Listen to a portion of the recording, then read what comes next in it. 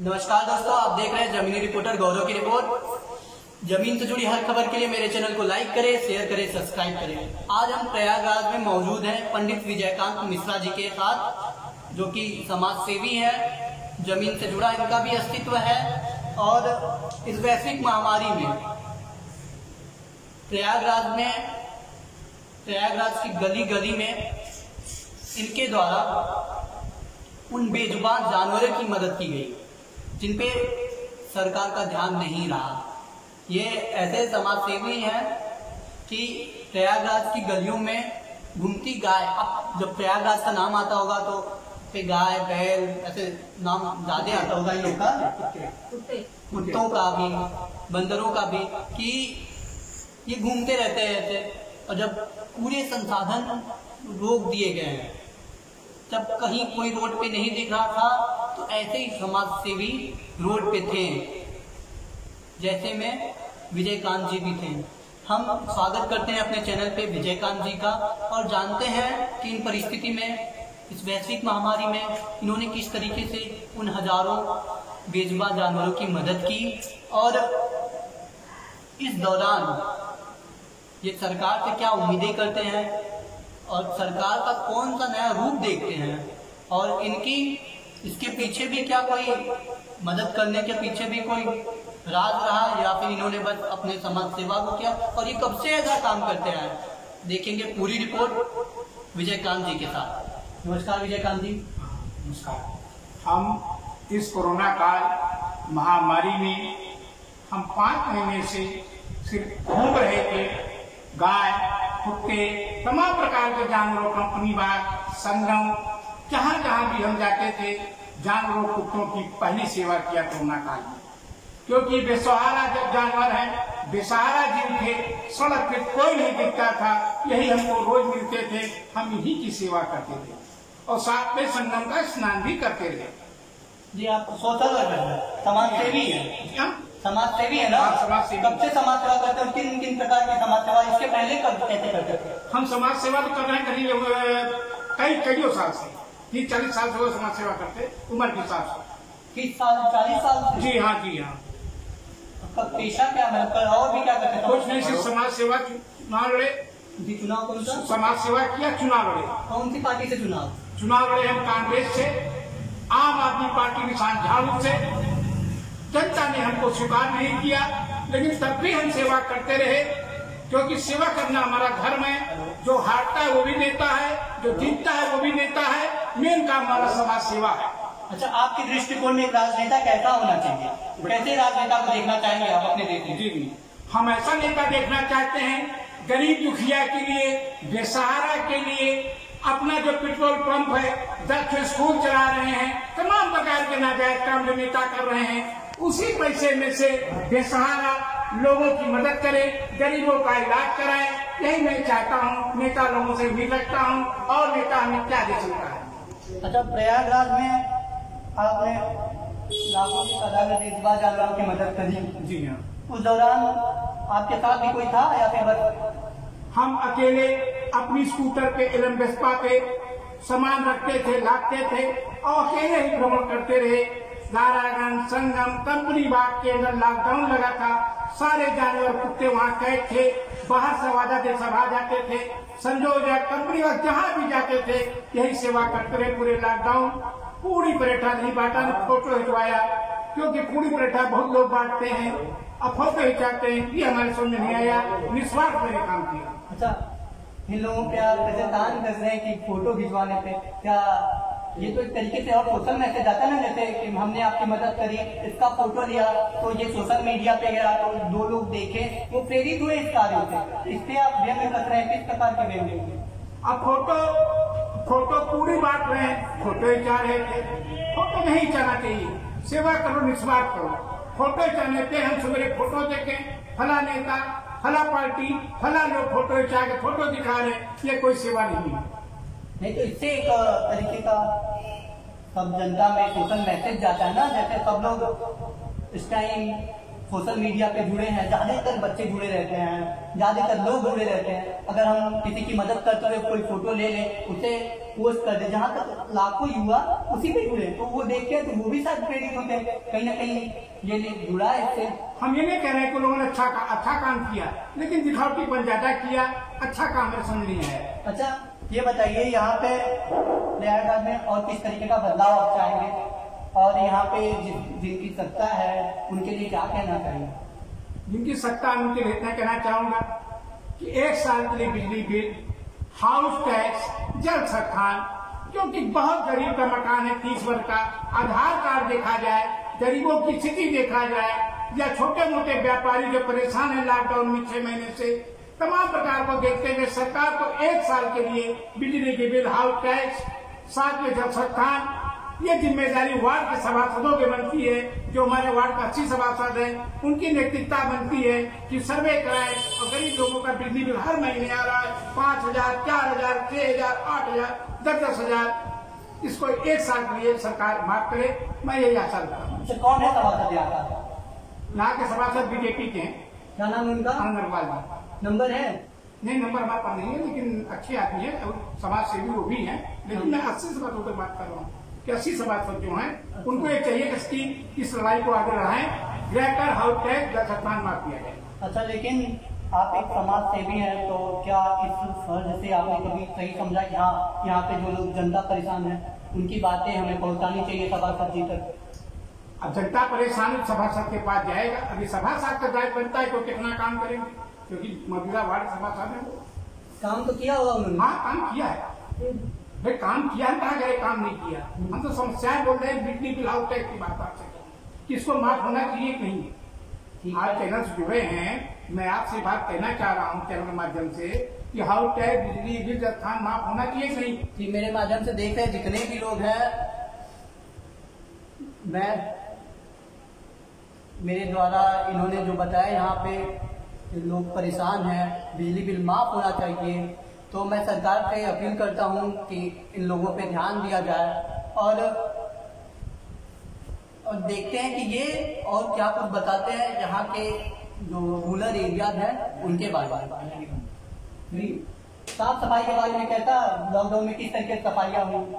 Lockdown में सफाई तो नहीं हुई, पूरे शहर में गंदगी है, हर गलियों में गंदगी है, कूड़े के ढेर हैं, दवा नहीं छिड़ जाती, नगर निगम तो बिल्कुल बेकार है। मैं उसके बारे में ज्यादा नहीं बोल रहे, खुद आप चैनल के माध्यम सर्वे करिए कि शहर में कितनी गंदगी है, और गंदगी का परमार नगर निगम बेकार है। मतलब आप कह रहे हैं पूरी गंदगी? जी हाँ, बिल्कुल गंदगी है। और वो जो प्रधानमंत्री जी का नारा रहा, सफाई का साफ करना, सफाई अभियान, क्या उसका कहना? प्रधानमंत्री जी का नारा रहा सफाई अभियान करा जाए, लेकिन प्रधानमंत्री मोदी जी तो अच्छे आदमी, तमाम आदेश करते हैं, लेकिन जब उस आदेश का पालन होता है, मोदी जी तो कह रहे सफाई अभियान, बीमारी के बारे में बोल रहे हैं कि आयुष्मान भारत 5 लाख रुपए का फ्री इलाज हो रहा।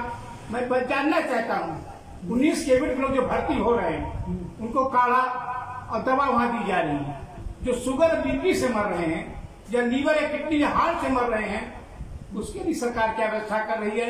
उनका अल्ट्रासाउंड कराए, एक्सरे कराए, तमाम प्रकार की करा के अच्छे अस्पताल में भर्ती करे, तब तो वो बचेंगे। ये व्यवस्थाएं तो पहले करती हैं, लेकिन ये जो वैश्विक महामारी है तनी में थोड़ी बहुत परेशानियां मतलब हॉस्पिटल में आ गई हैं, बहुत ही कहेंगे, लेकिन कहीं तो सही नहीं किया जा सकता। लेकिन वैश्विक महामारी का जब तक वैक्सीन ना आए तब तक यही उपदान है। हाँ ठीक है, वैक्सीन आए, लेकिन सरकार गरीबों के लिए तो कुछ करे, कम से कम। अगर जहाँ तक पता, अन्न धन योजना हर घर, आयुष्मान भारत योजना, आयुष्मान भारत योजना कोविड से पहले, लेकिन प्रधानमंत्री अन्न धन योजना इस समय चल रही है, जो नवंबर दिसंबर तक लगी है, मार्च से चल रही है, और हर एक गरीब को लाभ हो रहा है। लाभ तो हो रहा है गरीब को, लाभ गरीब सरकार 5 किलो चावल दे रही, सब लाभ दे रही, लेकिन 19 कोविड के नाम पे जो अस्पताल भर्ती हो रहे हैं, जिनके पास घर में नौकरी नहीं है, उनके बच्चे कोई काम नहीं कर रहे हैं, वो कैसे ठीक होंगे? शुगर, बीपी या लीवर, किडनी जिनका इलाज हो रहा है, ये भर्ती, और इनके लिए क्या योजना है सरकार पास को बताए। अच्छा, इसका ये जो आप आरोप लगा रहे हैं, इसका जिम्मेदार किसे कहेंगे आप? हेलो, इसका जिम्मेदार स्वास्थ्य विभाग। जो पैसा आ रहा है उसमें ठीक से इलाज नहीं हो रहा, सिर्फ 19 कोविड नाम पे लटा दे रहे हैं। पैरासिटामोल कोविड है तो उसकी वैक्सीन तो है नहीं, तो हाँ, जहाँ तक वो संभव है वहाँ तक वो कर रहे हैं ना। अल्ट्रासाउंड कराते हैं, जो 19 कैडेट लोग भर्ती हो रहे हैं इनका अल्ट्रासाउंड होता है, इनकी ईसीजी होती है। वेदांता जाए आदमी या का नाम है जाए या तमाम बड़े अस्पताल में जाए, कहाँ से जाए? जैसे कार्तिक शर्मा बीमार हुए, कार से दिल्ली चले गए और लौट के ठीक हो चले गए। गरीब आदमी कैसे दिल्ली जाएगा? सरकार को इसमें सोचना चाहिए, जो लोग भर्ती और इसको मर गए अंदर वही तो मर रहे हैं। पेपर में देखिए, चरण माध्यम से बता रहा हूँ कि डेली पेपर निकलो, बीपी था, शुगर था, ये तमाम हार्ट की बीमारी वही तो इनका क्या इलाज है? अच्छा, ये जो और देश है, ये वैश्विक महामारी है जी, विश्व के तमाम देशों में है, नाम पे सुनते तमाम देशों में है। हाँ। तो आप कहाँ तक अपने देश को और देशों से ठीक समझ रहे हैं या फिर क्या? अब हम अपने और देशों तो हमारा देश ठीक चल रहा है, मैं इस पे नहीं जा रहा हूँ। और देशों तो हमारा देश ठीक चल रहा है, सिर्फ हम इलाज की बात करें, जो बीमार हो रहे उनका कैसे इलाज हो रहा है, उनका इलाज नहीं हो रहा है। नहीं हो रहा। चलिए ठीक है। शराब अच्छा, इनका एक और सवाल रहा कि भाई शराब को लेके क्या कारण है? शराब लॉकडाउन में सब कुछ बंद रहा, शराब की दुकानें खुल गई, तो क्या कहना चाहते हैं इस विषय पे? ये जानते काफी इंटरेस्टिंग सवाल रहा इनका, और ध्यान दीजिएगा। अब रहा शराब, भाई शराब तो पूरे लॉकडाउन बिक रही है। शराब के बारे में ये कहना चाहूंगा कि इसको इलाहाबाद या गोरखपुर दिल्ली एम्स के डॉक्टर ने, तमाम डॉक्टर बताए कि शराब और कोरोना से क्या मतलब है। शराब पी रहा है आदमी, कोरोना में चपेट में भी आ जाएगा, बीमार होगा, अस्पताल जाएगा। और हम आगे कुछ नहीं कहते ही कहेंगे कि शराब को कम से कम 2 साल के लिए या हो सके 1 साल के लिए टोटल शराब बंद कर दे, जिससे लोग सेब खाएं, अंगूर खाएं, इंस्टीट्यूट उनकी बढ़े, घर का बचत हो। इसलिए 1 साल के लिए शराब को टोटल बंद करने राजस्व न बढ़ाना चाहिए, क्योंकि इधर लोग मर रहे हैं। लोग शराब पिएंगे, शुगर बढ़ेगा, बीपी बढ़ेगा, अस्पताल जाएंगे, कोरोना हो जाएगा। आप ये कह रहे हैं कि लोग शराब न पिए, उसके बदले फल खाएं, जिससे उनका इम्यूनिटी सिस्टम स्ट्रांग हो। जी जी, लेकिन जो रेगुलर पीते हैं उनकी हालत और खराब हो जाएगी। हाँ, रेगुलर पीने वाले भी हमने इसे सर्वे किया। रेगुलर पीने वाले जो 2-2.5 महीना शराब नहीं पीती, खूब तंदुरुस्त हो गए थे, ठीक हो गए थे, अपने घरों में प्यार से रहते थे, कोई प्रकार की खिंचाई नहीं करते थे। आज शराब पी के सारा पैसा जो कमाते शराब खर्च कर दे रहे हैं। आपको कहाँ तक लगता है कि शराब बंद करा देने से ये सब? हाँ, शराब बंद कराने से बहुत खुशहाली आ जाएगी उत्तर प्रदेश में, जैसे बिहार में है। अगर शराब बंद हो जाए तो उसमें खुशहाली आ जाएगी, लोग बीमार कम होंगे, अस्पताल कम जाएंगे, और 4 आदमी जरूर बच जाएंगे इसमें, जो अस्पताल जा रहे हैं, शुगर बीपी से मरे, वो भी लोग पीते हैं। अच्छा, ये मेरिट बता रहे हैं आप। डीमेरिट में क्या होगी? जैसे देश की अर्थव्यवस्था को शायद कहा जा रहा था कि जब लॉकडाउन के शराब की दुकान कुछ दिन बंद थी, उसके बाद अचानक से पुलिस जब कतार लग जाती है, पूरी लंबी लंबी कतार शराब की दुकान के बाहर, शराबियों से पूछने के बाद, भैया आपके पास खाने के पैसे नहीं है लेकिन शराब पीने के हैं, तो वो कहते थे कि हम शराब पी के देश की अर्थव्यवस्था को गिरने से बचा रहे हैं। उसके बारे में क्या कहेंगे अर्थव्यवस्था को? अब शराब को देख के कार से लगा लोग उठा चले गए। 4 तारीख को जब दुकान खुली है, लॉकडाउन खत्म हुआ है, तो मैं मेडिकल चौराहे पे था, तमाम प्रकार दुकान लाइन में कार से लोग ले जाते थे, बड़े बड़े लोग शराब लेके कार पे जा रहे थे। अब वो स्वच्छता मजबूत है, हम तो उस पर नहीं कह सकते, हम तो सिर्फ शराब हो रहे हैं, इसको बंद कर दिया, जिससे गरीब मीडियम क्लास का स्तर का आदमी तगड़ा होगा, तंदुरुस्त होगा, फल खाएगा, शांति बनाएगा। ये आपको क्या कहना है, लेकिन बाकियों का कहना तो एक पक्ष जब तक कोई भी बात को बहुमत में लोग न कहें तब तक कहना असंभव होता है। सरकार का इस बात पर निर्णय लेना भी असंभव होता है। जैसे आप भी समझ रहे होंगे कि हम भी जानते हैं कि हेल्थ के लिए खराब है, आप भी जानते हैं, समाज के वो लोग भी जानते हैं, खासकर वो भी जानते हैं जो शराब पीते हैं, लेकिन क्या वो मंजूर करेंगे इस बात को? भाई 70% तो लोग नौकरी में है ना, 70% लोग तो तनख्वाह पा रहे हैं ना, तो शराब पिए, चाहे होटल से खाना मंगाए फोन करके, या तमाम प्रकार की सुविधा में। मैं 30% की बात कर रहा हूँ कि जिनके पास इलाज का पैसा नहीं है, जिनके पास बीमार हो रहे हैं, उनके लिए क्या व्यवस्था है, इसके बारे में आपसे बात कर रहा हूँ चैनल माध्यम से। वो बीमार हो रहे हैं, वही मर भी रहे हैं कोविड-19 के वजह से। लेकिन देश को तमाम व्यवस्थाएं भी कर रही है इनके लिए, देश की सरकार पूरी लगी है, देश के डॉक्टर्स लगे हैं। वैश्विक महामारी है, किसी को भी जरा सा भी अभाव नहीं था कि ऐसा कुछ भी हमें देखने को मिलेगा, नहीं ना था। भारतवर्ष में के उद्योगपति हैं जो बीमारी के नाम पे पैसा दे सकते हैं, क्योंकि चंदा वो देते हैं। ये पेपर में आए दिन पढ़ता हूँ, तो बीमारी के नाम पे इतने उत्तर प्रदेश या भारतवर्ष में, विदेश में बीमारी के नाम पे चंदा जरूर देंगे, ऐसा सरकार के कहना मैं नहीं मानता। नहीं, चंदे की बात नहीं कह रहा हूँ मैं ये कह रहा हूँ क्या आप कहते मान लीजिए चंदा दे, लाख करोड़ रुपए आपको कोविड पॉजिटिव है, आप क्या उन पैसों से ठीक हो जाएंगे चंदों के? कैसे? इसके लिए जब चंदा आएगा, अस्पतालों में पैसा खूब आएगा, तो गरीबों का इलाज होगा, लोग ठीक होंगे। मेन तो पैसे की बात नहीं है भाई, मेन पैसे की बात कैसे कह रहे हैं आप? पैसे की बात कहाँ है? बात तो वैक्सीन की है, बात इस परिस्थिति की है, बात हमारे ज्ञान की है। जी, हम आपसे एक चरण माध्यम पूछना चाहते हैं, मैं अपना ही बता रहा हूँ, जब हम ही अस्पताल जाएं, मेरे पास पैसा तो है नहीं, हम आपसे जानना चाहते हैं शुगर बीपी है या तमाम प्रकार से रोग है, हमको 19 कैबिनेट में ले जाकर भर्ती करके मेरा कौन सी इलाज करेंगे? आपसे पूछना चरण माध्यम से कौन सा इलाज मेरा करेंगे? लेकिन जब आपका शुगर बीपी है तो आपको कोविड में क्यों इलाज कराया जाएगा? आप इसके पहले जैसे इलाज करा सकते हैं दूसरी जाइए। और हाँ, लेकिन ये है कि इलाज कराने से पहले डॉक्टर कोविड का चेकअप कर रहे हैं, ये भी तो जरूरी है ना। 19 कैबिनेट हमारा चेकअप करें, क्योंकि अगर महामारी में बात कर रहा हूँ, पहले की बात आप जाने दीजिए, अगर 19 कैबिनेट चेक करें मेरा शुगर या बीपी कोई प्रकार के जब वो भी निकलता है तो मेरा इलाज तो होना चाहिए। अच्छा, ये मान लें कि आप रेगुलर न्यूज पेपर पढ़ते हैं? जी, रेगुलर न्यूज पेपर। हाँ, पढ़ते हैं। अच्छा, प्रयागराज में एक आनंद हॉस्पिटल है, जानते हैं उसको? कानून जानते हैं, आनंद हॉस्पिटल आनंद भी जानते हैं। तो 2 दिन या 3 दिन के दौरान क्या वहाँ पे घटना घटी जहाँ पे एक यहीं के अध्यापक थे, टीचर थे, हाँ, तो उनकी बहन का इलाज कराने वो आए थे नॉर्मल, तो क्या किसका दोष देंगे उनकी बहन के हत्या? आनंद हॉस्पिटल में करीब 2-3 मरतबा अभी कोई बातें भई जो पेपर के माध्यम से मालूम चला है।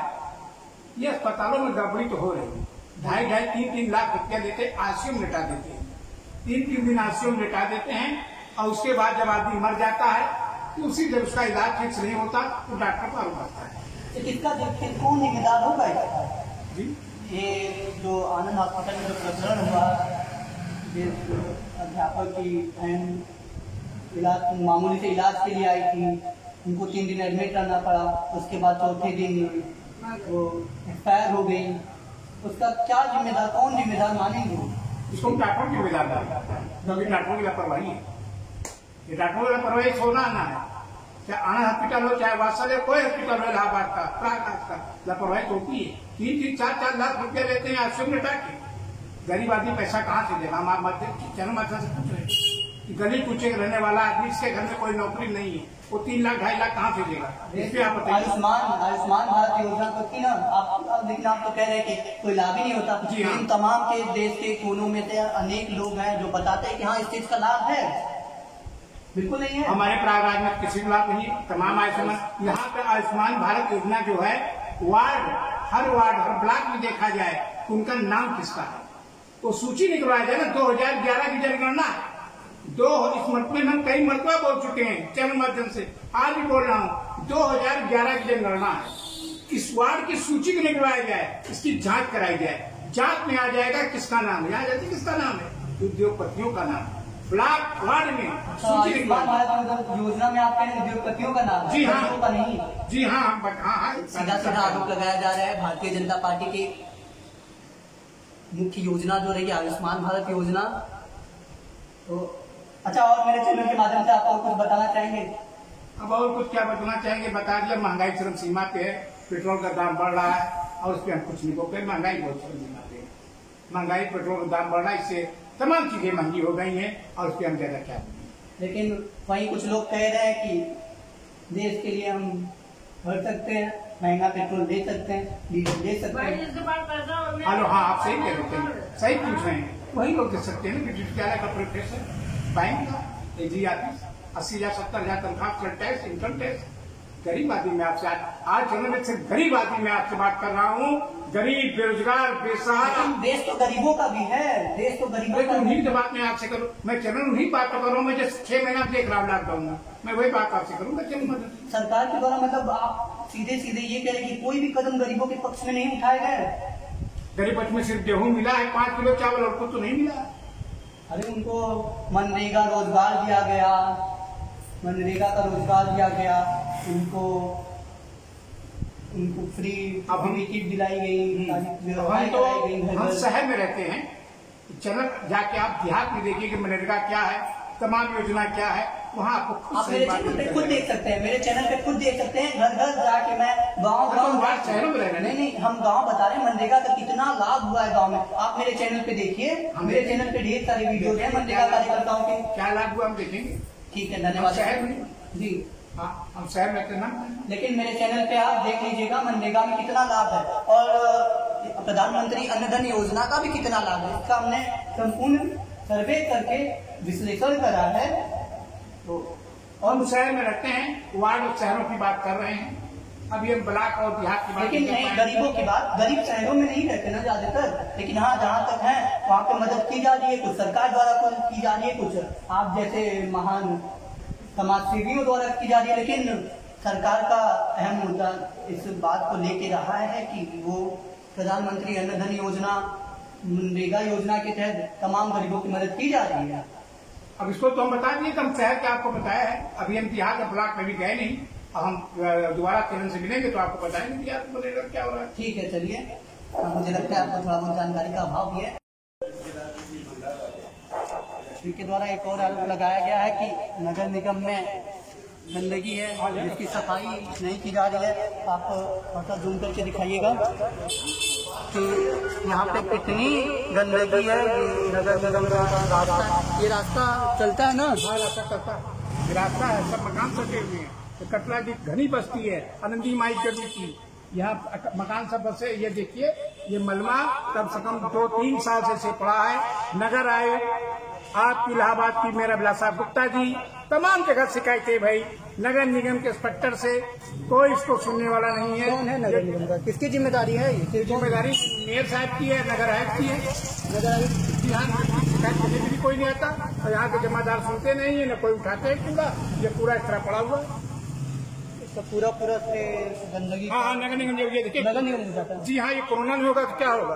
तमाम कंप्लेन, तमाम शिकायत, लोग यहाँ मोहल्ले के लोग गए, नगर आयुक्त से मिले, लेकिन उसके बाद भी गंदगी नहीं उठ रही। गंदगी देखा आपने क्या हाल है प्रयागराज की गलियों का, जहाँ पे सफाई अभियान को ज्यादा जोर दिया जाता है।